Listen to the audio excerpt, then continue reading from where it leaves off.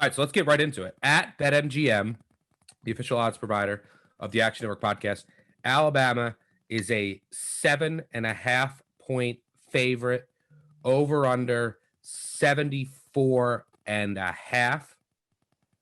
We'll get to our bets a little later. Let's start out with when Alabama has the ball. There's, I mean, look, this Ohio State defense has a lot of questions, specifically in the secondary. I've screamed enough about Shaun Wade getting first team All-American at corner, which is just a travesty. Wrong. I mean, he wasn't even the best corner in his state. That was Ahmad Gardner at Cincy. He was pretty good last year as a nickel corner when he had pros outside and Chase Young as a defensive end. On the outside, he's been pretty pedestrian all year. Same with Sevyn Banks on the other side. This is a secondary that is extremely vulnerable. Last year, with 3 pros in the secondary, they played a lot of press man. This year, they're bailing a lot. I mean, they know that they don't have the corners to really press up, and they don't have a Chase Young to kind of make up for some of those issues in coverage. The defensive line has been, I would say, the strength of this defense. Very stout up front. However, it looks like, and these are just rumors because Ohio State has dealt with COVID issues.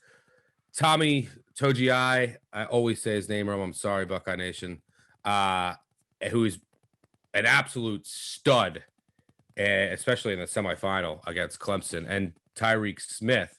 The rumor, they're both starters in the defensive line. The rumors floating around are that they're both going to miss this game. Togiai would be a big loss up front. It's an Ohio State defense. The linebackers are solid. Pete Warner is going to make a million tackles. Tuff Borland is solid as well. But this is a vulnerable defense, and I'm just not sure how they're going to be able to slow down this Alabama offense. I don't even know if this was last year's Ohio State defense, how they would slow down this Alabama offense. And, I mean, I'm assuming they're going to try and drop everyone, keep everything in front of them. Maybe that means it's a big day for Najee Harris, because the Alabama offensive line, look, when we look back at last week, what really happened with Clemson, they didn't have their play caller, which really hurt. Their offensive line got beat a lot by Togiai and company up front. And Clemson, we talked about this a lot. They had a pretty average receiving core for Clemson standards, right? I mean, they were a depleted receiving core based on what we've seen the past few years, injuries, turnover at the position, etc. Alabama has none of those problems. One of the best offensive lines in college football and the best wide receiving group, led by a wide receiver that won the Heisman Trophy in the Slim Reaper. You also have Mechie, and there's rumors that Waddle might come back. I mean, I just don't know what this Ohio State defense could do. It's pick your poison. Are you going to try and stop the run? You're just going to get beat deep because these Ohio State corners cannot match up with these Alabama wide receivers. I'm just going to say it flat out right now. They can't. I think they're outside the top 100 defending pass explosiveness. That's not good against Alabama. The Alabama offense, just there's nothing you could say. This is a picture-perfect offense. Great offensive line, great rushing attack, great quarterback, and phenomenal receivers. I don't know what you can possibly do to stop them, other than either keep up or try and keep the ball like Notre Dame did. But then that's too hard to just run the ball up and down the field, and then Alabama's going to get the ball and score. So I don't know what Ohio State could do here, especially if they have those defensive line injuries. They could have more defensive line injuries as the defensive line is dealing with COVID. How do you see Ohio State attacking this from a defensive perspective? Can they get any stops, or is this just them as getting to 40 plus at the minimum, and that's that? Well, I mean, I'm going to take a step back a little bit before we get into like the actual matchups on the field and say that Ryan Day can surprise us all. I mean, there's no reason that Ryan Day cannot pull this upset off. Do I think he's going to pull the upset off? No. But at the same time, let's look at what he's done as he's been a head coach. He's 23-1 straight up as a head coach or an interim coach. And, you know, I just think if people look at the advanced analytics for Ryan Day a little bit more, I made a big stink 2 years ago in our national championship preview that over a 6-year span, Clemson was the king of the middle eight. And I think if you're the king of the middle eight, then you are doing a better coaching job than everybody else in college football. In the NFL, you know that you want to have a possession going into halftime and have that possession coming out of halftime. But how many of these college coaches can look NFL-esque by managing the clock? There's not a lot of them. I mean, there's a lot of bad coaches that do not keep track of the clock, don't know how to manage timeouts. College football is a completely different world. Ryan Day has been the leader in middle eight since he took over the head coaching job at the beginning of 2019. That tells me he knows exactly what he's doing on both sides of the ball. And so I'm not just going to dismiss Ohio State out. You know, I know the rumors about the COVID, 19 going on with their defensive line, but I'm not going to dismiss Ryan Day and Ohio State out of this. I think what Ryan Day is going to do and look at 2 games where Alabama had serious problems and actually winning was, at stake. Like it was actually a question whether at some point Alabama was going to beat Ole Miss. It was actually a question if they'll be able to hold on against Florida. So as many props as we're going to give the Alabama defense, and they deserve a lot, especially in the secondary, we're just a couple of weeks removed from Florida being able to put up as many points as they wanted. Ole Miss, rush 3, drop 8, did the same thing. And, both those teams covered. And I think that that's kind of the game plan. And if that's what Ryan Day wants to do, this number is going to. But again, you're talking about Ohio State's offense, which we're going to get to. And I think can have success. And that's the non-Notre Dame game plan. That's the Ole Miss, the Florida game plan is keep up, match them, master the middle eight, steal a possession, hold them to a field goal somewhere, and win a game in the 40s. Yeah, and we'll get into it later. The key stat for this national championship, and there's going to be a full write-up on Action. I believe 7,000 words, unless our wonderful editors chopped into it a little bit. I might have yacked a little bit too much in some of the sections, but the key stat in this is called momentum killer rate. And it's a stat that we don't use very frequently, and we probably should integrate it just a little bit more. It's a little bit harder to derive, but a momentum killer rate is the combination of interceptions, fumbles, missed field goals, sacks, turnovers on downs, and 10-plus yard penalties. And what it really stands for is how well is your offense humming? Do they stop themselves? Do they take themselves out of drives? Do they get points up on the board? Does it not matter what their field position is? And because we've seen this amazing trend with Alabama this year against Ole Miss, over 90% of available yards. It's one of the, it has to be an all-time record. I mean, I'll spend the offseason looking at it. But when the national average of available yards is 44% and Alabama puts up 90, and most of their games they put up 60. Ohio State put up 62% against Clemson, to give you an idea about available yards. This game comes down to momentum killer rate. Which offense will not take themselves off the field? Which offense will get points up on the board every single time? And if you trip up, it could cost you the game. Yeah, I mean, I agree. I mean, I'll just say it right now. I make the total 79. Mm-hmm. And so I played some over 74.5. I think that is going to be Ohio State is going to have to keep up. I think they can. We'll get into their offense next. I think it's going to be a shootout.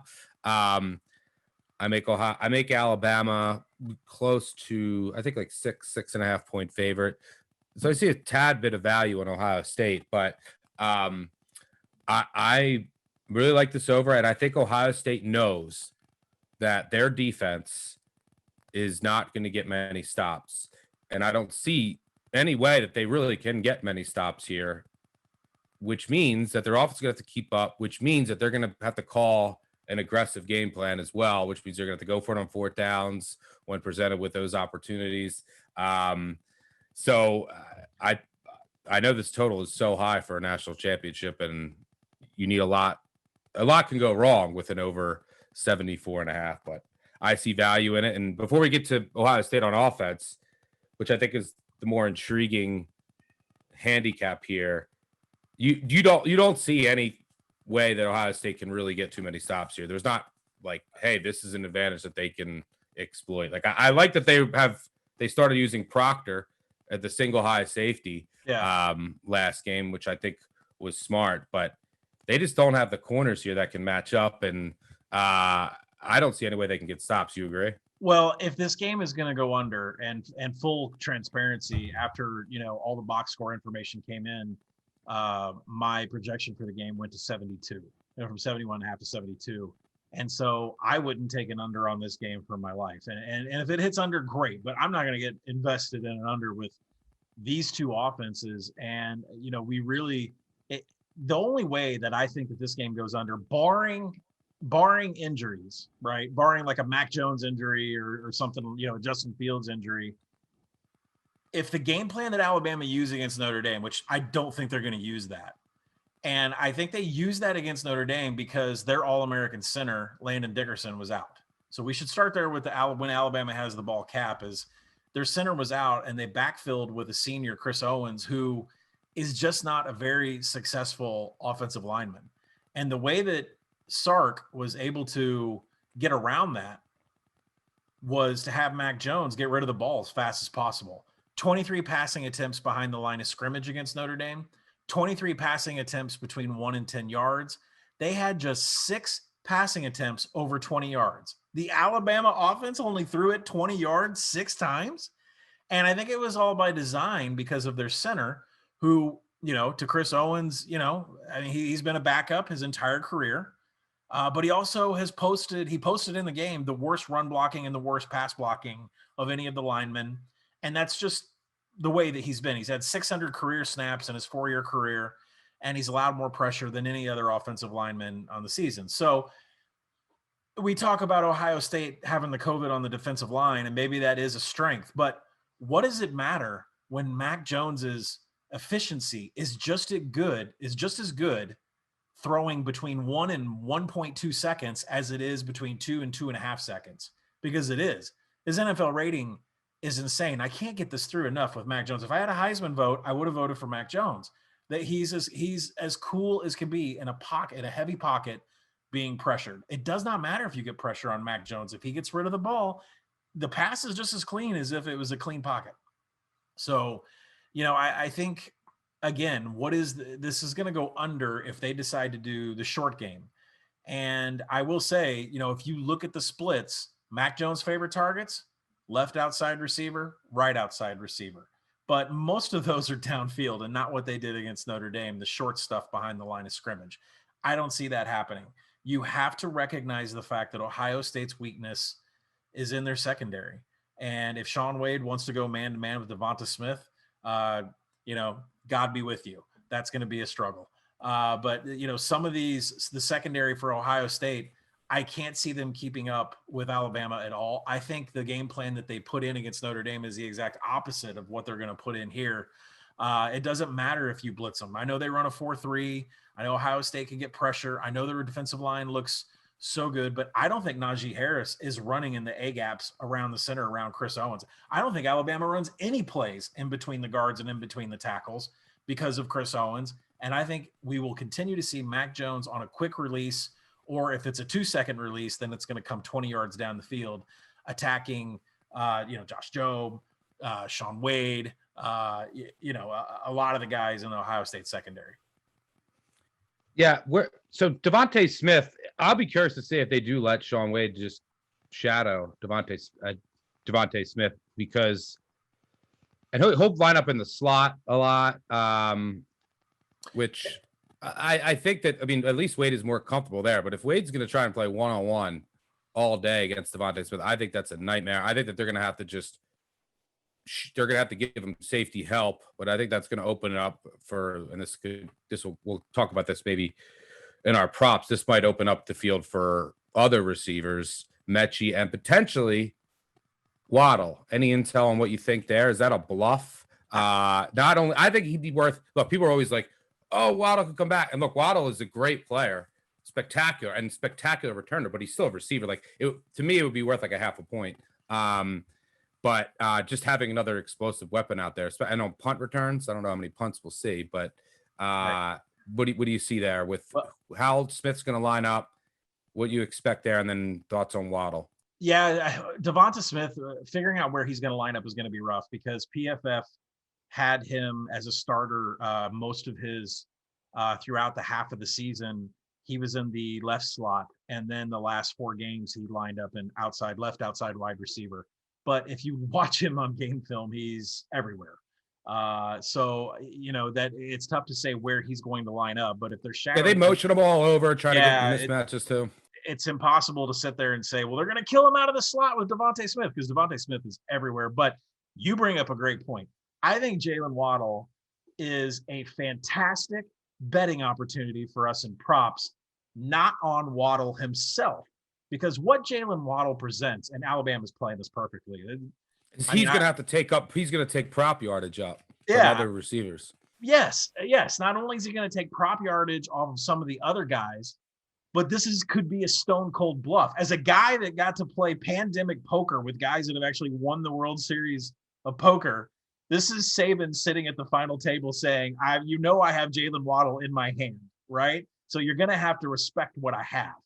And what I think is going to happen here is not only is the Devonta Smith and the Mechie totals are going to come down. You know who else is going to come down? The tight end totals. And that's where we need to focus because Sark has doubled his play calling in 12. He loves his tight ends. That'd be Jaleel Billingsley. That would be Miller Forrestall.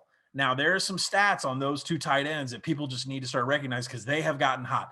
Billingsley has caught every single target his way, all 15 of them, since week 8, since the Tennessee game. He only missed 1 target. It was overthrown. It wasn't his fault. And if you look at Miller Forrestall, half of his targets have come in the last 3 games.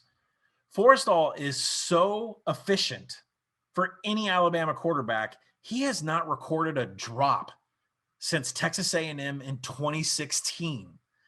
These 2 tight ends are going to get an amazing amount of looks in third down situations, in play action. Waddle's on the field. Devonta Smith gets a lot of attention. These tight ends are a huge part of Sark's play calling these days. I mean, it's up to like 45% of play calls are in 12. So I think what Waddle does is he presents a great prop opportunity for us on the other weapons. Couldn't agree more. All right, so I think our consensus is there's some prop opportunities with Alabama. Alabama's going to score. There's nothing really Ohio State can do. It's still a football game. It's one football game.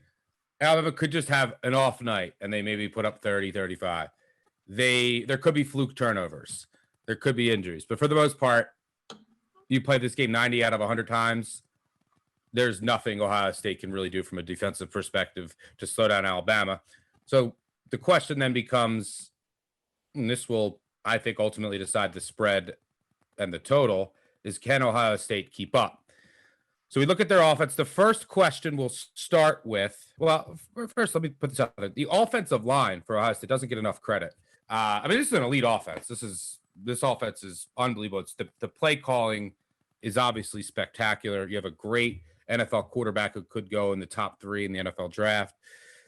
In Justin Fields, the offensive line has just been so good across the board if you look at pretty much every advanced metric. And then you have Trey Sermon, who's just running like a madman, who's come on as a running back that's just tearing up opposing defenses. And then you just have weapons galore outside with Olave and Wilson, a couple young guys who have really come on.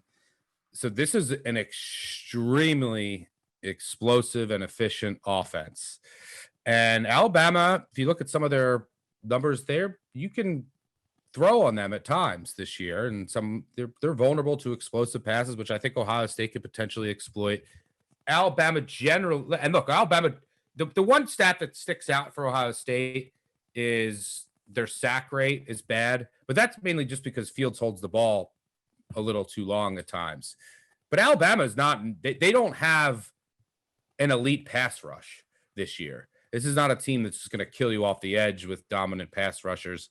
And their passing down sack rate, I think they're outside the top 50 in that department. So Fields might take a couple sacks because he's holding on the ball too long. But Alabama's defense, generally speaking, they play a lot of man on the outside, too deep.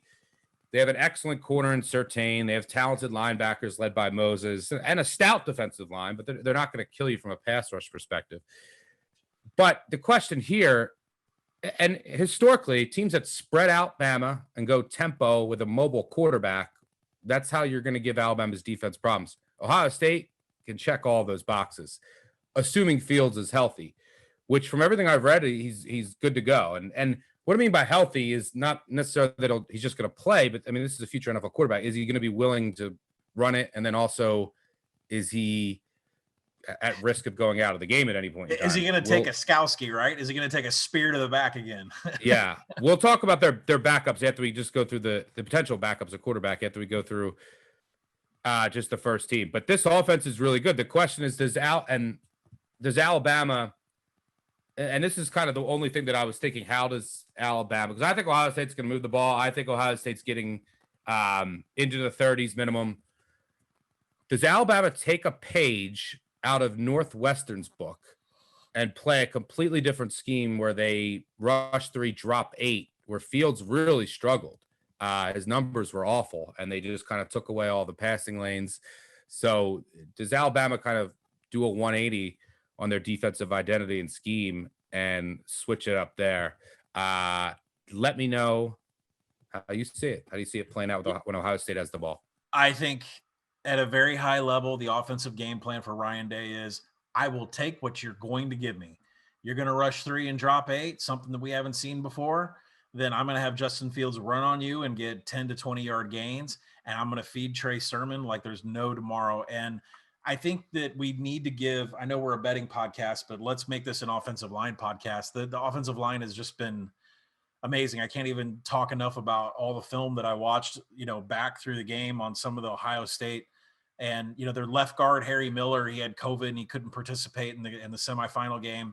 Matthew Jones fills in as a backup. He gets injured during the Clemson game. And then freshman Paris Johnson comes in, and that hole, that entire Trey Sermon run where he was untouched, that was plowed by the third stringer they put in at left guard. So that's how great this run blocking offense is. Ohio State, if I don't want to eat my words here, but if they don't win this national championship, I don't see why they can't win next year's national championship. They are completely loaded, especially in the trench, especially on the offensive line. Might be Ohio State's best offensive line, which is saying something. Yeah, and I think the thing is Trey Sermon's just he's lost his mind. I mean, shades of Ezekiel Elliott having a vanilla lukewarm type regular season, and then when it matters, just going crazy. And what I mean by that is, leading up to the Big Ten championship, Trey Sermon only had 9 avoided tackles and only 175 yards of after contact. That's it, total cumulative. What's he done the last 2 games? 293 yards after contact, 24 missed tackles. That's just in the running game. I haven't even begun to mention the fact that Trey Sermon only had 5 targets out of the backfield through their first 5 games against Northwestern, and in the semifinal, he's had 10 targets. He is now a huge part of the passing game. So when you ask me what's going to happen against Alabama's defense, if they do decide to go rush 3, drop 8, you're going to see a lot of Justin Fields running the ball. But whatever defense they put up there, I think you see Trey Sermon in swing passes, bubble screens, any kind of screens. And I think they're going to take advantage of the weakest part of the Alabama defense, which is the linebacker core. The Christian Harris, the Dylan Moses, they are the lowest rated in pass coverage. They're not really too high rated in rush and tackling. The strength of this Alabama defense is Patrick Surtain II, Josh Joe, Malachi Moore, 3 cornerbacks. You can line them up anywhere and shut people down. And I think from a prop perspective, that's really bad news for Garrett Wilson. It's kind of bad news for Chris Olave, although he has, he's good enough to create some space and get something done. And he is Justin Fields' prime go-to guy. So he'll get behind the defense at least once. Yeah. He'll get Chris Olave is going to get yards, but this is not somebody I'm rushing to bet an over prop on anything. But so we're going tight ends again here. Tight ends. Yeah. Tight end. Yeah. Here we go. For some reason, Ryan Day last year, 2019, 21% of plays for Ohio State in 2019 in the 12 formation, 2 tight end set. That 21% this year jumped to 33%. So once you look at those weapons, if you want to attack a linebacker like Dylan Moses and Christian Harris, then you're going to get Trey Sermon in some passes, and you're going to run screen passes to your tight ends. That's how you're going to attack the middle. And that's exactly what I think is going to happen. Now, where the difference in this game comes is the fact that Alabama's secondary, who, by the way, is top 20 in the nation in PBUs per game. I mean, they're pass breakup monsters. Malachi Moore is going to be fine in this game. Patrick Surtain is going to shut somebody down. But let me tell you the difference. Like I said at the beginning of the podcast, momentum killer rate. How good is your offense at achieving all of the yards and getting and not having any disruption? No interceptions, no fumbles, no field goals, no sacks, no turnover on downs. We talked about Ohio State's sack rate. It's there. That's a part of momentum killer rate. Alabama, second lowest momentum killer rate in the nation. It's 7.9%. Ohio State, 77th.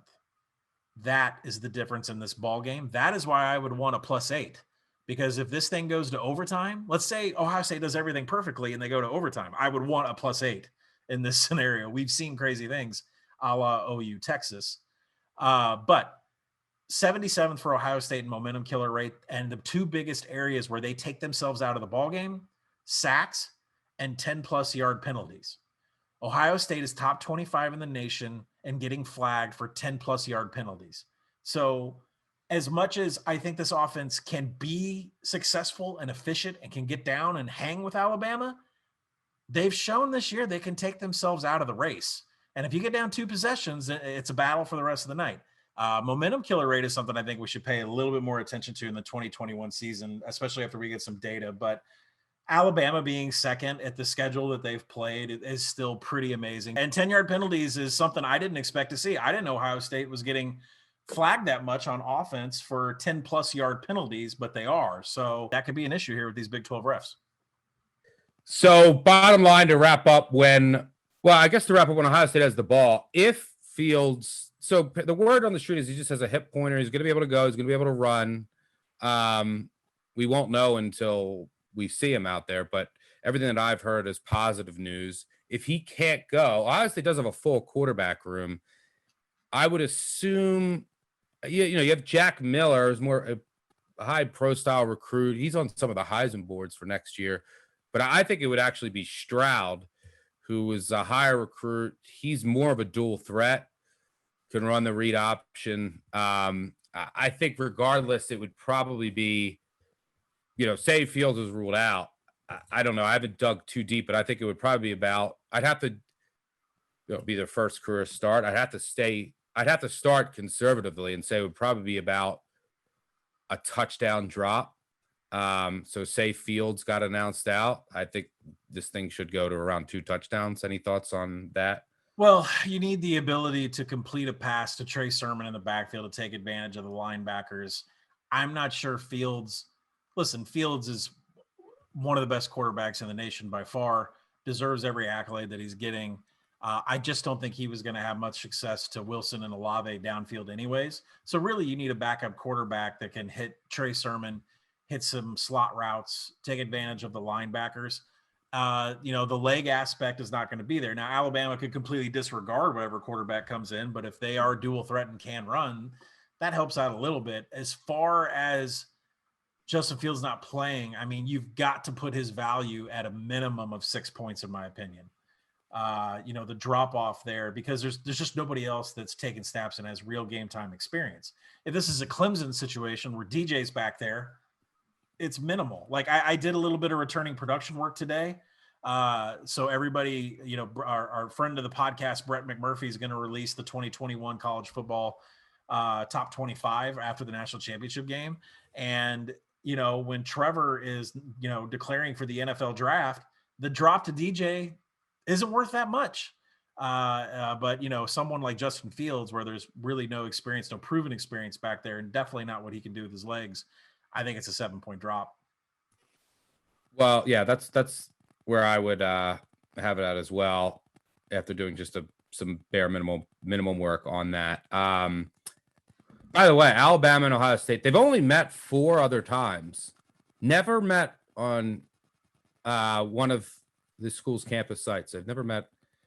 They met first meeting, 1978 Sugar Bowl. Alabama won 35-6. The 1986 Kickoff Classic in East Rutherford, Alabama won 16-10. And 1995 Citrus Bowl, Alabama won 24-17. And then they met in the college football playoff semifinal in 2014. Ohio State won 42-35. Alabama led that game 21-20 at the half. And by the way, Zeke Elliott was the running back. Guess who the quarterback in that game was? A backup, right? Yeah, I think so. Cardell Jones. Took away my TCU 630-1 that year. Yep. Cast my Ohio State 50-1. Yeah, so that was that Ohio State team. That was Cardell Jones who made that start. So that was the last time Alabama and Ohio State faced, and it was a backup quarterback. Yeah, and Cardell Jones, I mean, he threw for 243 yards, a touchdown, and a pick. That was just a game Zeke went nuts. 20 carries, 230 yards. All right, so let's get to – do you think Ohio State's going to have success on offense, ultimately? Ultimately, I do, because they're going to take advantage of Dylan Moses, Christian Harris. They're going to attack linebackers. They're going to take what Alabama gives them. If Alabama blitzes, Fields can go over the top. If they're going to sit back 8 in coverage, then Trey Sermon's going to have his day between the 0 and 10 yards from the line of scrimmage. I think Ohio State's smart enough. And Ryan Day, I'm a big believer in Ryan Day. You're not going to find me fading Ohio State too often. And he's going to see what Alabama's defense is lined up as, and he will adjust. Ohio State is going to play, I will take what you're going to give me offense. All right. Let's talk how we're attacking this game from a betting perspective. I already said I like the over. I've made this line. I think I have it up to about 6.5, 7-ish now because of the, there is some uncertainty with Fields. I threw in a half point there. And there is some COVID uncertainty with Ohio State, and losing a guy like Togiai, who I probably pronounced his name wrong again, and 2 starters on the defensive line. That's important, maybe another half point. So I've shaded it up a little bit. I still have it a touch under 7. So at 8, I do see a tad bit of value on Ohio State in a game that I think will be a shootout. It's, you're talking slim margins here, and it's not, 1 or 2 points. What the hell is that in a game like this? So maybe I would get involved with Ohio State live just like I did against Clemson. If this thing gets up to 10 and there's a lot of public money on Alabama, maybe Waddle gets announced he's definitely playing or something, I think I would take a shot with Ohio State there. If not, I'll probably avoid a pregame position on the Buckeyes. But I do really like the over. I already have 74.5. Like that at anything 75 or below based on how I see this playing out. How about you? How are you attacking? We'll get the props next, but how are you attacking this, if at all, from a betting perspective? Yeah, I'm going to take an Alabama team total over 41.5. Yeah, I know that number we'll see where it goes. I mean, there has been money in the market that's driven this down. There was an opener somewhere of 77. I saw it driven down 76.5 BetMGM. And I think really those are just math guys like myself that put stats together and say, well, this should really be 72, 73. Yeah, well, I watched these 2 offenses too, and I'm telling you, this game could really get out of hand really fast. I'm not going to be – I held an under in so many games this year that got ruined. You're not going out of the season with an under. I'm not going out this season on an under. I'm taking an Alabama team total over 41.5. I think the hesitation with taking the full game over, because we're recording this on a Thursday. Friday, Ohio State's injury report officially comes out, I think tomorrow afternoon, and the final COVID tests, I believe if I read, are tomorrow afternoon, also on Friday. So we're going to know who's departing for Miami by Friday night around 6, 7 o'clock. So if there's some sort of news leak about who's healthy, who's not, who has COVID, who doesn't, I would like to have all that information. I would like to know that Ohio State's going to be able to do their part Justin Fields will be able to do their part. If the defensive line does have COVID-19 and Tyreek Smith is not going to be there, that's great for the over too. So it's same thing with the point spread. This is a game that I make 4.5. So I think 8. Listen, it's an inflated tax.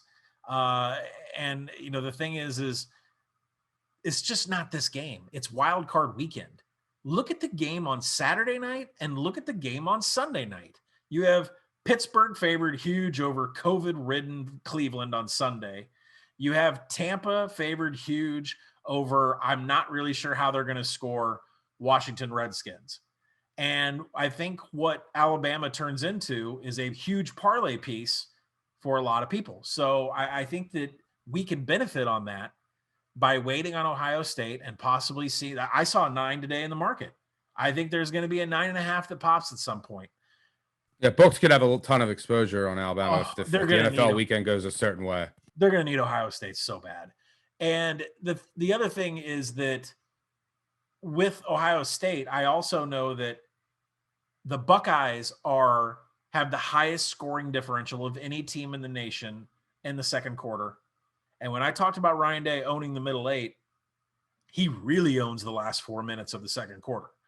So I will get a bet down on Ohio State at some point between now and kick. If there's a 9.5 that's juiced correctly and I can get, scrape a 10 for 115, let's do it. So there's no reason for me to rush. I don't want 7.5. If I'm going to go to overtime, I want the 8. But Ohio State is the play. Alabama team total over 41.5 is a play. And then there's just a nice list of props that will be in the article that we can discuss right now that I can't wait to get into. But, I'll stress this enough. This is a national championship game. That doesn't mean I'm going to bet my entire roll or make it anything bigger than usual. My prop bets are going to be the same size as, my Ohio State and my Alabama team total over.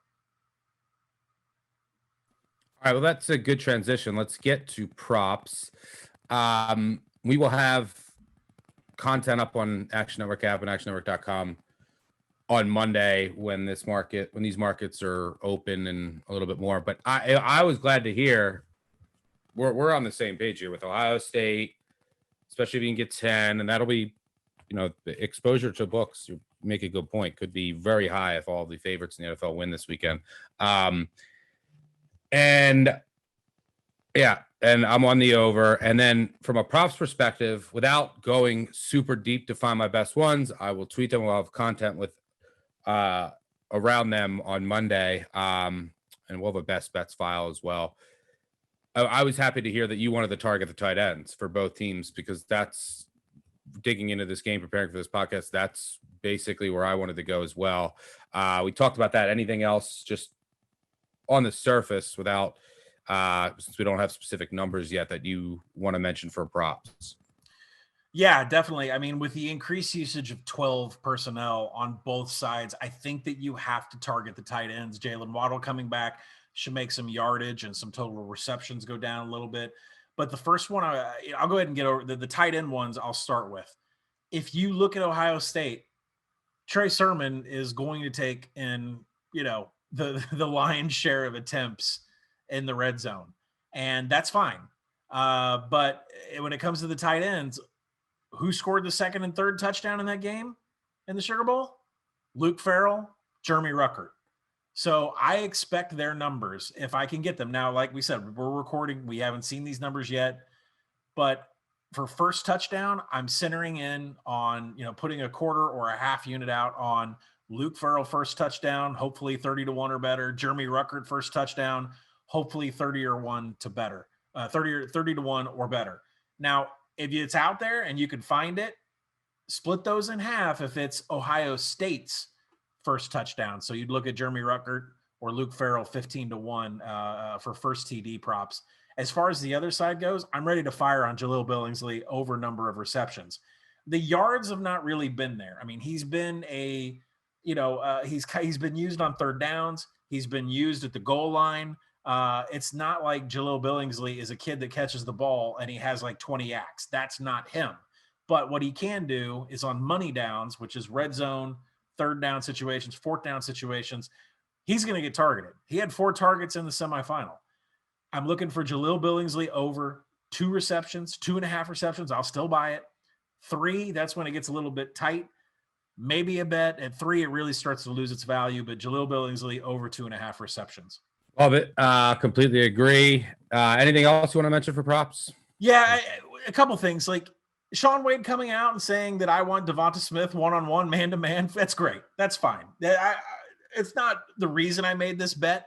There are other reasons to suggest that Devonta Smith is going to have his way. They're going to move him all around the field. He's going to be able to take advantage of the secondary. He has had over half of his games, he's had a reception of over 40 yards. He's had a lot of 50s and a 60 in there.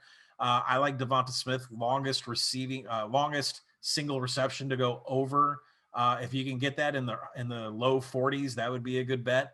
But I think one that I'm going to hammer even bigger than that one is Trey Sermon.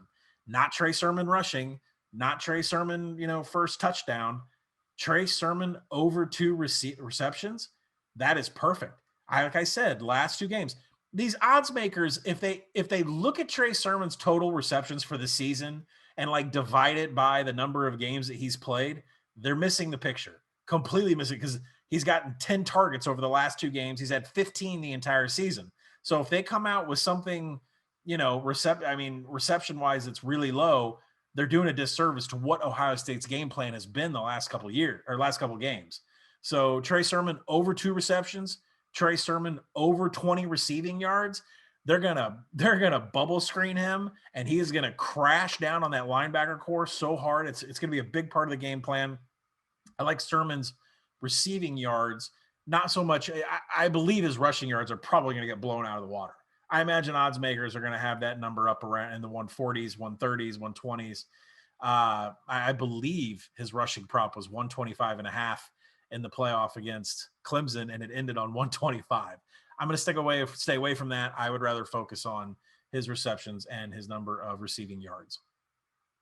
What do you think longest reception for Mechie will be? Ballpark? Mechie is, I mentioned Mechie in the article on Action.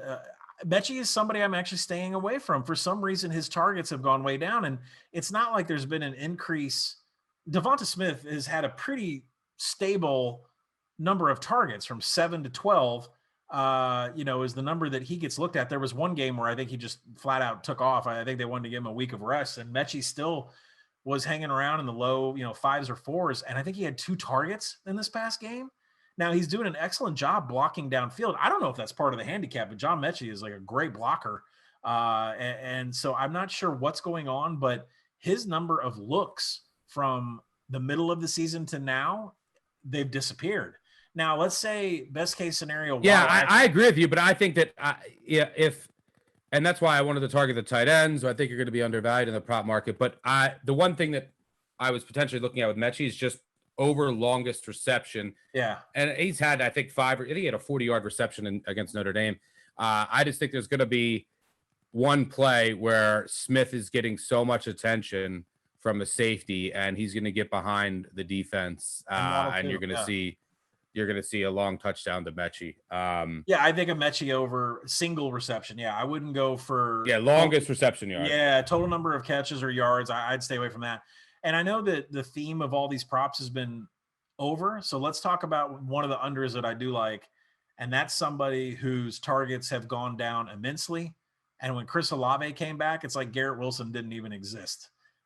So Garrett Wilson, I think because there are 3 corners that can shut you down, and because of their average PBUs per game, I don't like Garrett Wilson catching a lot of balls in this. So I'm going Garrett Wilson under the total receiving yards, and Garrett Wilson under if there's a touchdown prop out there, or if his touchdown is set at a half, I would take an under, because I think Garrett Wilson is going to get a lot of looks. I think he's going to get locked down, and I think Fields would force it to Olave, but he doesn't do that a lot with Garrett Wilson. Garrett Wilson is not the first look for Justin Fields.